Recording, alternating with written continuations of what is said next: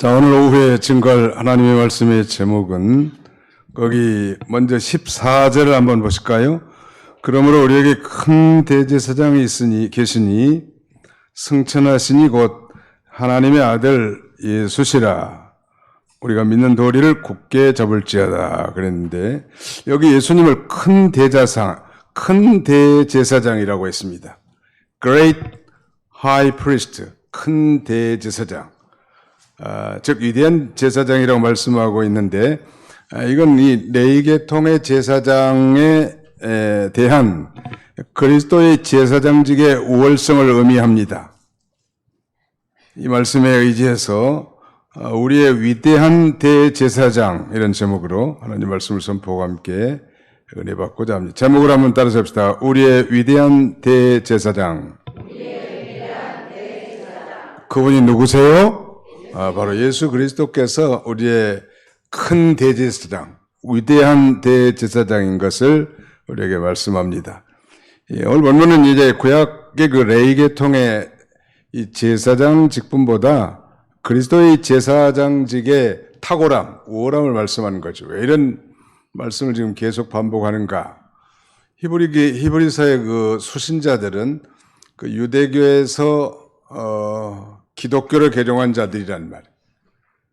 유대교에 속한 사람들은 아무튼 그 유대교에서 숭상하는 뭐 천사들이라든지 그 다음에는 모세, 또 모세 후계자인 여호사를 통한 가나안 땅의 안식 이런 걸 대단하게 크게 생각했는데 그래서 지금 히브리 기자는 그 기독교로 개종한 그 히브리인들로 하여금 예수 그리스도야말로 당신들이 숭배했던 천사들보다도 이스라엘의 위대한 영도자 모세보다도 아니 가나안 땅으로 인도해서 이스라엘 백성들에게 안식을 준 그 여호수아보다도 아니 구약시대의 레위계통을 통하여 아론의 후예로 세워진 이 대제사장보다도 우리 예수 그리스도야말로 가장 위대한 대제사장임을 역설하는 거예요. 그래서 예수 그리스도에 대한 이 confession, 믿는 도리에 굳게 서라는 거예요. 왜냐하면 당시에 그 유대교에서 기독교로 개종한다는 것은 그 상당히 그 생명의 위태함과 유혹, 생존권의 박탈 이런 그 위험이 있었단 말이에요. 그래서 사람이 흔들릴 수도 있잖아요. 예수 그리스도야말로 확실한 분이니까 흔들리지 말고 기독교 신앙의 교리에 신앙 고백에 견고하게 서도록 그렇게 권면하고 있습니다. 그리스도께서 인간을 위한 중보적 대제사장이 될 수 있는 이유는 예수님은 죄가 없으신 분으로서 인간의 죄를 대속하기 위해서 친히 하나님이신 로고스이신 그 하나님이 인간의 몸을 입고 이 땅에 오셔서 고난당하셨을 뿐만 아니라 이제 자신의 몸을 대제사장이지만 속죄의 제물로 하나님께 드리셨기 때문에 그야말로 위대한 중보적 대제사장이 될 수 있는 것입니다. 우리의 위대한 대제사장, 이 제사장이 무슨 일을 하는 겁니까? 말 그대로 제사장은 제사를 맡은 직분이요. 구약시대 백성을 대표해서 하나님 앞에 제사 드려준 직분입니다. 죄 많은 인간들이 과연 하나님 앞에 어떻게 나갈 수 있는가? 그건 바로 짐승의 희생의 피를 통하여 나갈 수 있고 특별히 대제사장은 큰 제사장입니다. 그러니까 뭐 으뜸 제사장. 옛날에 이병기 목사님을 큰 목사님이라고 창강교회에서는. 그래서 나는 키가 크니까 큰 목사님인가 보다. 근데 그런 의도만은 꼭 아닌 것 같아. 바로 이 대제사장이라고 하는 것은 이 제사 드리는 그런 직분자들 가운데서도 으뜸, 이 대제사장인데 아무나 알 수 없고 반드시 레위계통의 아론의 후예들이 세습하면서 이 대제사장이 될 수 있고 이 대제사장은 특별히 하나님 앞에 나갈 수 있는 유일한 분이에요. 백성들이 함부로 하나님 앞에 나갈 수 없는데 이 대제사장이 1년에 한 번씩 소위 그 대속죄일, The Great Atonement Day라고 하는 이 대속죄일에 피를 가지고 지성소에 들어가 그 언약궤 뚜껑을 속죄판이라고 하는데 거기에 피를 흘림으로 단번에 1년 동안의 백성들의 죄를 사하는 그런 존귀한 직분인데, 오늘 이 히브리 기자가 말하고자 하는 것은 그런 존귀한 직분도 아무나 취할 수는 없지만 우리 예수님이야말로 더 위대하고 더 훌륭하고 더 탁월하신 대제사장임을 역설하는 거예요. 아멘? 네. 그걸 지금 말씀하고, 오늘 살펴본 14절로 4장 16절은 아주 중요한 말씀이에요. 15절, 우리에게 있는 대제사장은 우리의 연약함을 동정하지 못하실 리가 아니요 모든 일에 우리가 똑같이 시험을 받으시니로되 죄는 없으시니라. 바로 예수 그리스도는 우리의 연약함을 동정하지 못하실 리가 아니다. 왜 위대한 대제사장인가? 바로 우리의 연약함을 동정하실 수 있는 분이요. 이 동정이라는 건 같이 고난을 받는다는 뜻인데, 옛날 성경에는 체휼이라고 돼 있어요. 체휼. 이 몸체자에다가 불쌍할 휼을 쓰는데, 처지를 이해하여 가엾게 여김. 바로 예수님은 우리의 처지를 다 이해하고 우리를 불쌍히 여겨주시는 분. 그 긍휼하심 때문에 우리가 살아있고 우리의 뻔뻔함에도 불구하고 하나님 앞에 우리가 나갈 수 있는 거예요. 그래서 교회 와가지고 기도가 잘 안 되면 주여 불쌍히 여겨주시옵소서, 그것만 반복하시라. 우리가 하나님 앞에 나갈 떳떳한 근거거리가 없어. 다만 예수 그리스도로 말미암아서 우리가 긍휼을 입은 자란 말이에요. 불쌍히 여겨주옵소서 하고 나가는 거예요. 예수 그리스도께서 우리와 같이 고난받으신 걸 가리키는데, 예수님은 우리처럼 연약한 육체를 가지고 우리와 같이 고난당하시면서 우리의 연약함과 또 시험과 고난에 동참해 주시고 경험해 주셨기 때문에 우리의 모든 사정을 다 아시고 가엾이 우리를 여겨주신단 말. 동정하실 수 있는 사람. 모든 리더들은 이 동정하는 그런 마음이 있어야 합니다. 예수님은 그 불쌍한 무리들을 볼 때 연민의 마음을 가졌다고 했습니다. 연민. 다른 사람을 불쌍히 여기는 마음. 동정심.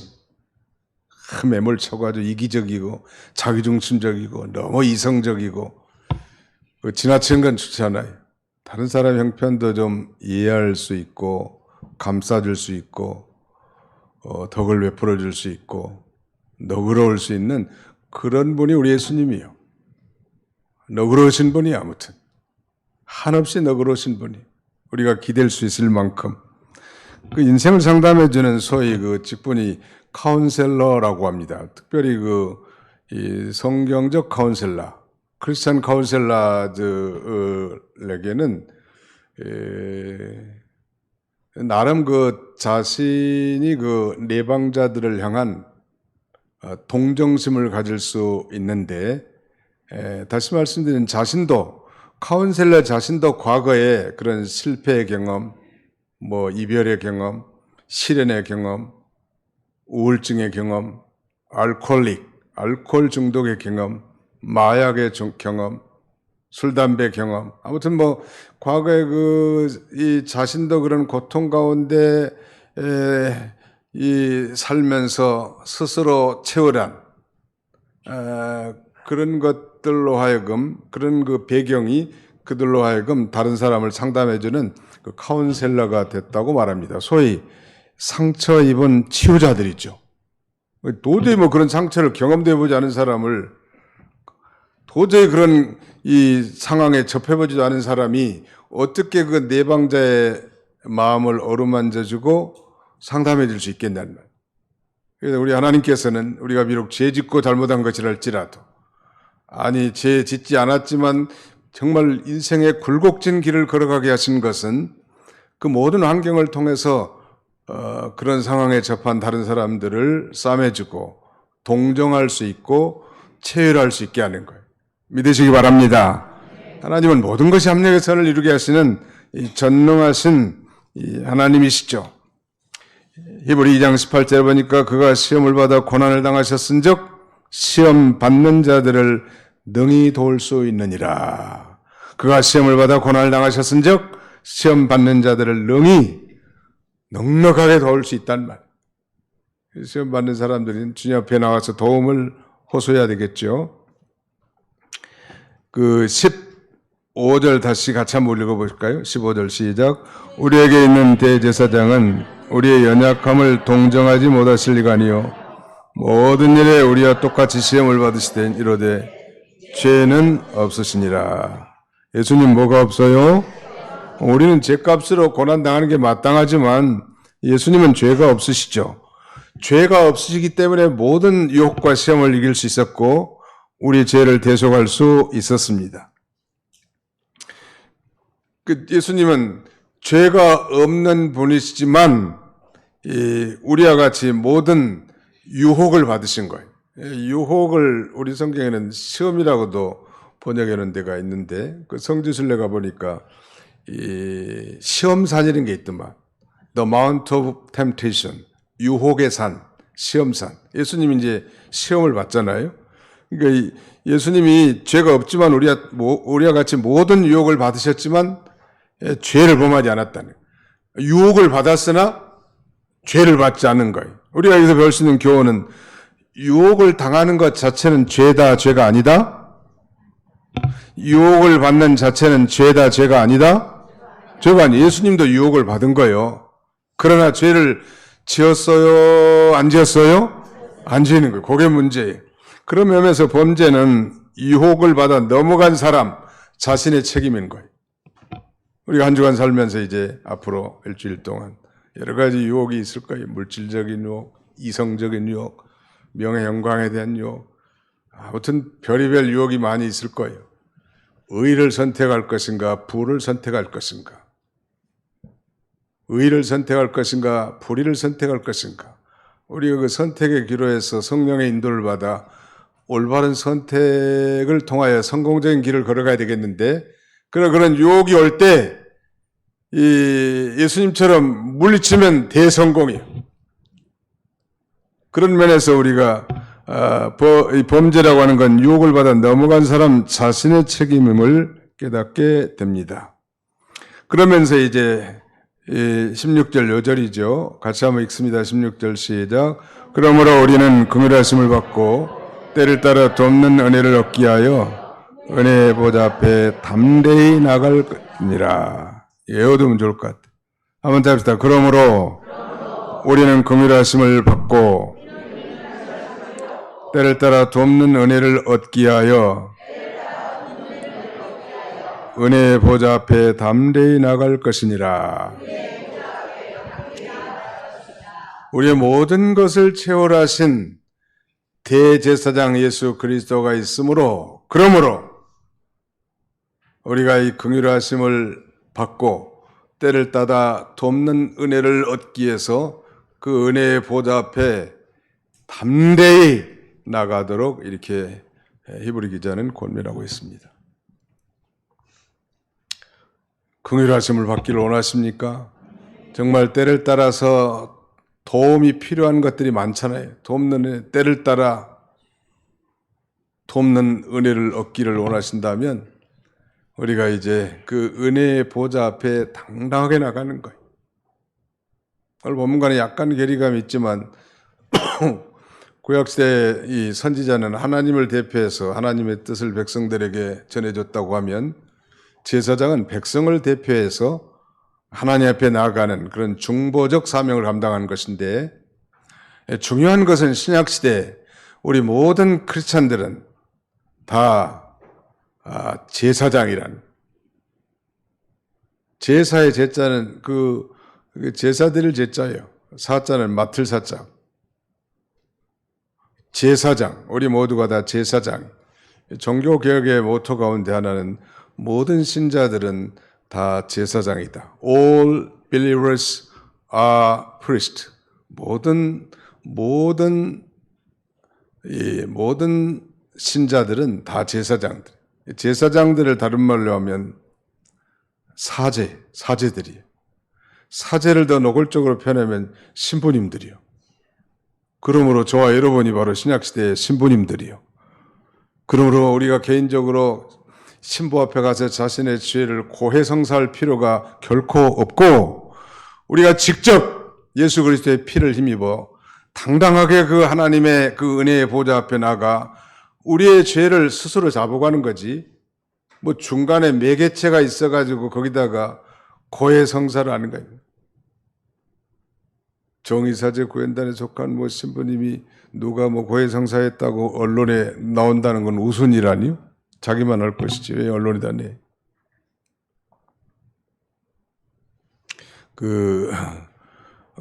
우리가 제사장이 뭐 하는 거예요? 제사를 맡은 직분이라니까요.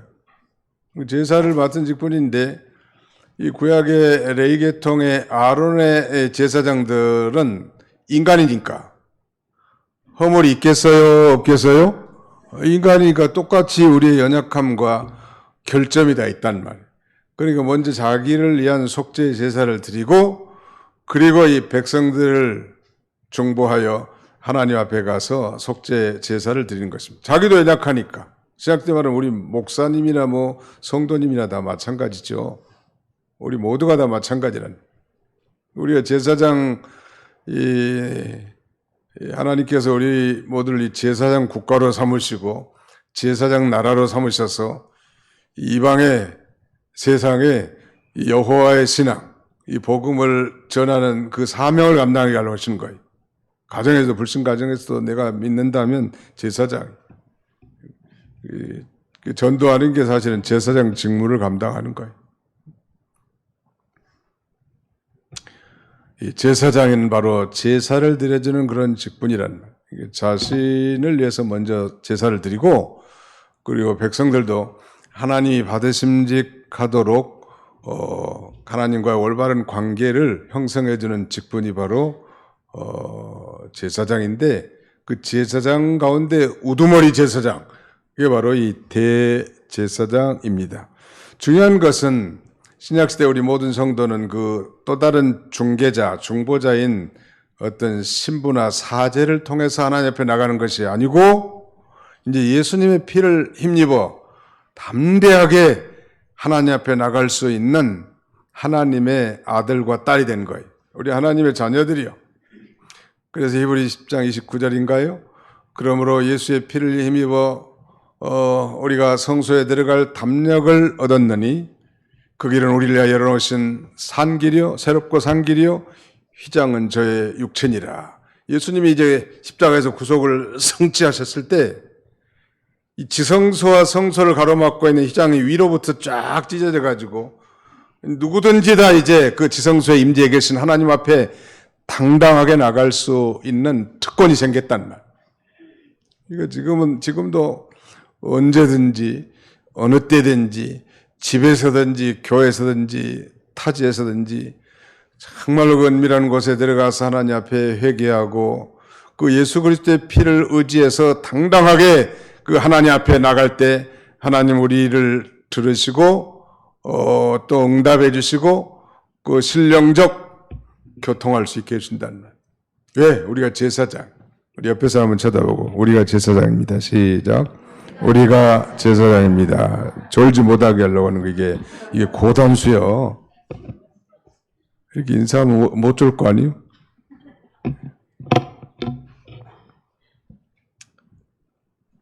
대단한 거요. 대단하다는 것은 대가리가 단단하다는 뜻이 아닙니다. 우리가 대단한 존재가 됐습니다. 그리고 하나님 앞에 뭐 찌삐찌삐 눈치 보면서 가는 게 아니에요. 당당하게 나가니, 당당하게. 우리 자녀들 당당하잖아요. 부모에 대해서. 내 밥 줘! 지가 언제 밥을 쌀을 지어서 뭐 방앗간에 방아를 지어서 밥을 하기로 했어. 내 밥 달라는 거예요. 왜?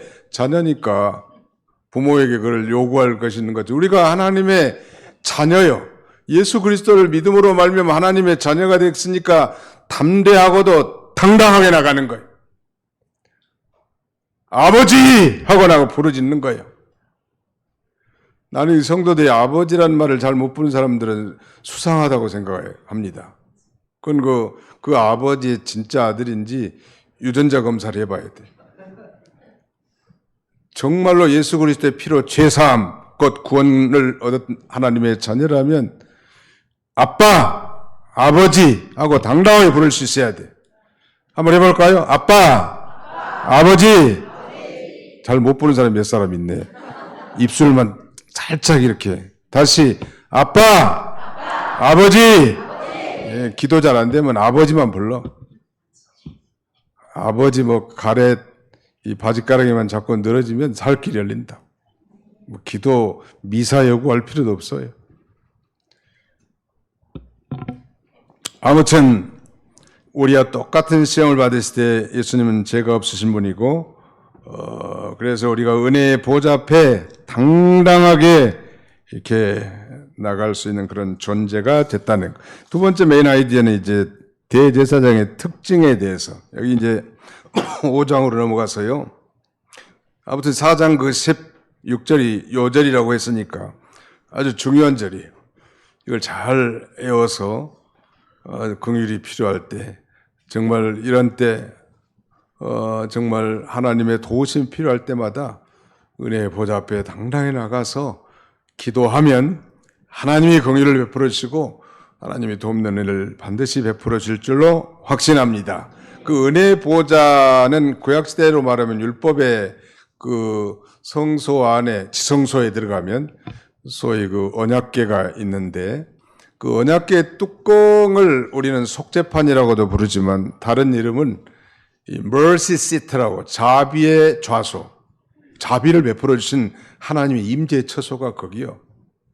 그런데 대제사장만이 1년에 1차씩 그 자비의 좌소인 속죄판에다 피를 뿌림으로 백성들의 죄를 용서해 줄 수 있지만 신약시대 우리 모든 그리스도인들은 다 왕 같은 제사장이 됐으므로 이제 이 신령한 은혜의 보좌 앞에 하나님이 임재해 계신 그 은밀한 곳에 당당하게 나가서 우리의 모든 사정과 형편을 다 아뢰을 수 있고 기도할 수 있게 된 것입니다. 이제 5장 1절로 10절 내용은 제사장의 특징과 자격 기준을 지금 말씀하고 있는데 아무튼 제사장은 인간을 대표하는 자이기 때문에 반드시 인간 중에 한 사람이 된다는 걸 강조하고 있고요. 또 중보 역할을 위해서 동정심이 많아야 하고 합법적인 권위를 위해서는 하나님의 임명을 받아야 된다. 오늘날 이 목사가 되려면 우리 교단에서는 신학교를 졸업하고 강도사 고시에 패스하고 그 다음에는 목회 실적이 있어야 되고 마지막 하나는 신덕이 있어야 된다. 이걸 우리는 조건으로 걸고 그 자격이 갖춰졌을 때 목사 안수를 줍니다. 실적이 없다든지 신덕이 없다고 하면 강도사 고시를 패스했다 할지라도 그 목사 안수 줄 수 없어요. 이 존귀한 직분 있죠. 그리고 이거 안수도 이제 하나님의 공적 기관에서 공식적으로 이 안수를 받아야 돼. 뭐 사적으로 은밀하게 대충 그게 아니라 하나님 아버지 앞에 이 구약시대 이 대제사장은 하나님이 부르시고 임명한 자여야 합니다. 오늘 이 목사님들은 누가 목사가 해야 될까? 제가 보니까 많은 목사님들과 선교사님들의 그 공통점이 하나 있는데 이 속죄 신앙에 대한 이 분명한 확신이 있는 분이에요. 나는 예수 그리스도를 믿음으로 과거와 현재와 미래의 모든 죄를 완전하게 씻음받았고 나는 구원을 받은 자다. 그 확신. 여기에 없으면 뭐 도덕 교사나 윤리 강론 밖에 되지 않는 거예요.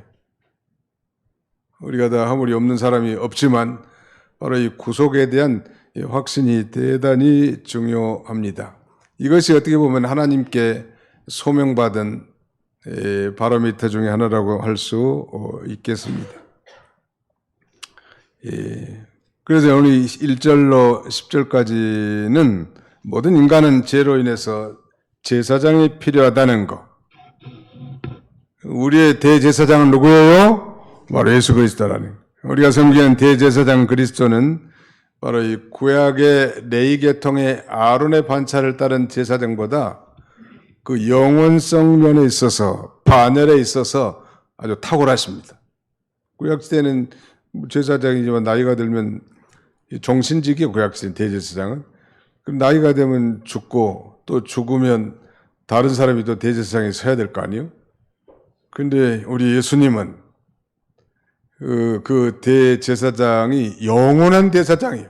영원한 대제사장으로서 자신의 몸을 속죄 제물로 단번이 영원한 속죄를 이루신 분이십니다. 그러므로 지금도 이 승천하신 하나님 보좌 우편에서 대제사장으로서 우리를 위해서 친히 간구하시고 또 기도해 주시는 주님이십니다. 사람 가운데 택했다는 거 반드시. 두 번째는 백성을 대신해서 하나님께 속죄를 드려주는, 바로 이 제사를 드려주는 직분이라는 거.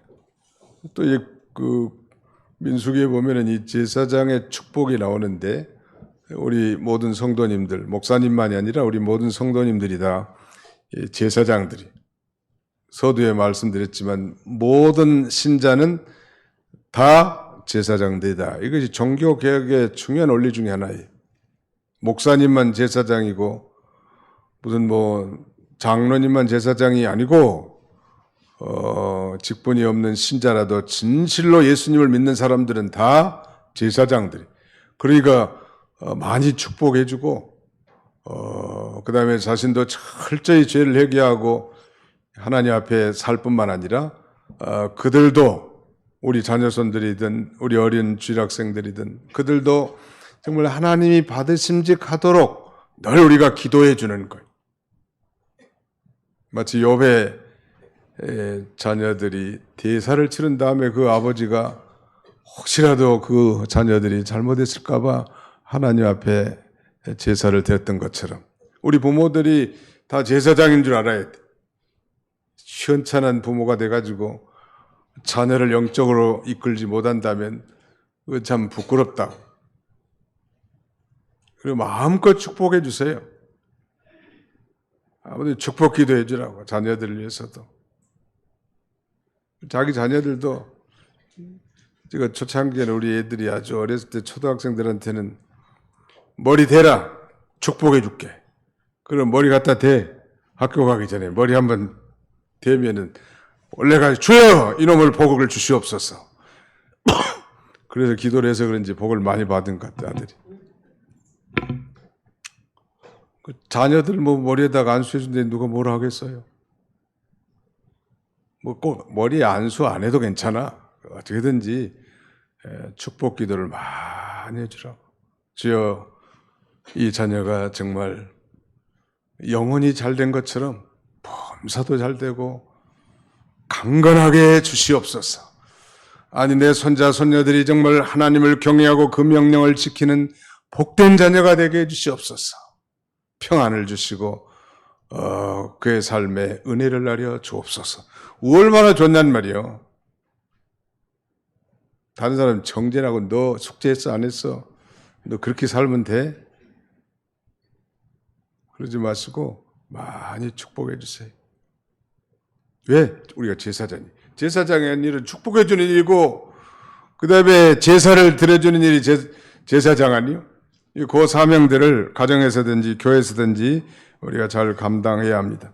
그리스도께서 이 대제사장, 우월하신 대제사장이 된 건 특별한 이유가 있는데 지금 10장 5장 10절 5절부터 10절까지 그 내용이거든요. 이거 구약시대의 대제사장은 반드시 레위 지파여야 하고 레위 지파 가운데서도 아론의 후예들만 세습적으로 대제사장이 됐는데 예수님은 그 레위 계통도 아니고 아론의 후예도 아니고 예수님은 유다 지파요. 그리고 그러니까 아론의 반차를 따르지 않고 예수님은 이 살렘 왕 멜기세덱의 반차를 따랐다. 그렇게 말씀합니다. 이 멜기세덱에 관해서는 좀 어려운 부분이 있지만 그렇게 어려운 내용도 아니에요. 거기 아브라함이 그달라면 5대 연합군을 쳐부수고 이제 돌아오는데 살렘 왕, 지금 예루살렘이겠죠. 예루살렘 왕 그 왕의 이름이 멜기세덱이요. 당시에는 뭐 부족사회 같이 돼가지고 그 부족을 이끄는 지도자가 왕 아니요? 그리고 이 왕 멜기세덱이 와가지고 전쟁에 승리하고 돌아온 아브라함을 축복해 줍니다. 그런데 이 살렘 왕은 왕이면서 제사장이요. 살렘 왕이면서도 제사장 역할을 했단 말이에요. 왕이면서 제사장 역할은. 그때 이제 아브라함이 그 전리품의 10분의 1을 멜기세덱에게 드리죠. 그러니까 예수님은 바로 왕이시면서 제사장직을 따랐기 때문에 구약의 혈통적으로 세습되는 아론 지파의 대제사장 계보다 훨씬 더 뛰어날 뿐만 아니라 반복하지만 구약시대 레위 지파의 아론 후의 대제사장들은 사람이 죽으면 또 바꿔치기 하되 계속. 그러나 예수님은 영원한 대제사장으로서 자신의 몸을 제물로 속죄 제물로 단번에 영원한 속죄를 다 이루어놓으셨단. 그래서 예수님이 십자가상에서 마지막 7마디 가운데 하나가 다 이루었다. It is finished. 다 이뤘다니. 뭘 다 이뤘어요? 속죄의 대업을 다 이루셨다는 거예요. 그러니까 다시는 죄를 위한 속죄 제사를 드릴 필요가 없어 이제는. 양 잡을 필요도 없고 염소 잡을 필요도 없고 항소 잡을 필요도 없고. 그 항소 잡는 게 얼마나 어려웠을 것 같은데 생각에. 제가 닭을 한번 잡아봤는데 암탉은 조용히 숨통을 누르니까 죽습니다마는 장닭은 상당히 힘이 세더라고. 근데 황소를 그때 당시에는 뭐 특별한 기술도 없었을 건데 그 죽이면서 말이요.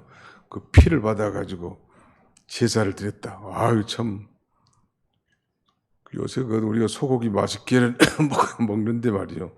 그 소 죽이는 사람들이 누구요? 그 사람들이 기술이 좋아가지고 요만한 망치 하나 가지고 소를 날라리 세가지고 한 군데 탁탁 치면 쓱 쓰러진다니. 아마 급소를 때린 모양이에요. 고통 덜 당하게. 아이고 그런 직업은 못 갖겠어. 엄청난 소가 나다파지는 거예요. 그런데 그 죄를 지을 때마다 그 짐승을 잡아가지고 자기가 짐승을 가지고 와가지고 자기가 그 짐승의 머리에 안수하고 자기가 칼로 찔러서 피가 나온단 말이에요. 그러면 이제 제사장이 그 피를 받아가지고 단뿔에 바르고 나머지는 단 밑에 쏟고 그 짐승들은 각을 따서 번제단에 불을 태우고 말이요. 내가 죄의 사함을 받았느니라 이렇게 선언해요 제사장이. 그런데 한번 제사 지냈는데 가다가 미운 놈이 하나 나타났네. 그 또 죄를 지었어. 또 제사를 지내는 거예요. 그 얼마나 짐승의 피가 강물처럼 흘렀겠는가 한번 생각해 보시오. 바로 그 피는 예수님의 피를 예표하는 속죄의 피입니다. 그러니까 예수님이 대제사장으로서 당연히 구약의 율법에 제시한 아론의 후의 대제사장보다 탁월하고 우월하다는 것을 기독교를 개종한 소위 히브리인들에게 그래서 견고한 이 기독교 진리에 서서 흔들리지 말도록 그렇게 기도합니다. 그런데 예수님께서는 바로 신성을 가지셨지만 동시에 인성을 가지셨기 때문에 잡수지 않으면 배가 고프고 잠을 자지 못하시면 졸리시는 거예요. 얼마나 졸렸으면 배 뒤에 고무를 베고 주무셨다 그랬고 성경에는 시장에서 잡수시더라 그런 말씀도 있거든요. 하나님이신데 또 인간의 몸을 입고 있어요. 그는 그러면서도 이 고난으로 순종을 배워서 온전하게 됩니다. 특별히 예수님이 그 겟세마네 동산에서 기도하시죠. 마지막에 이제 십자가를 앞에 두고 나의 원대로 마옵시고 아버지 원대로 되기를 원하나이다. 그게 기도의 핵심 아니에요. 내 뜻대로 마옵시고 아버지의 뜻대로 되기를 원하나이다. 그 비참한 고난과 십자가의 죽으심을 그 앞에 놓고 기도하는 거예요. 유혹이 있었을까요? 없었을까요? 성경에 유혹이 있었느니라 이런 말은 없지만 인성을 가지셨기 때문에 유혹이 있었을 거예요.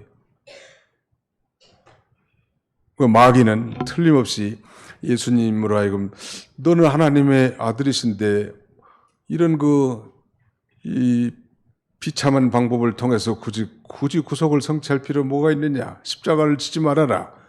아마 그런 유혹이 있지 않았겠느냐, 심적으로 말이죠. 유명한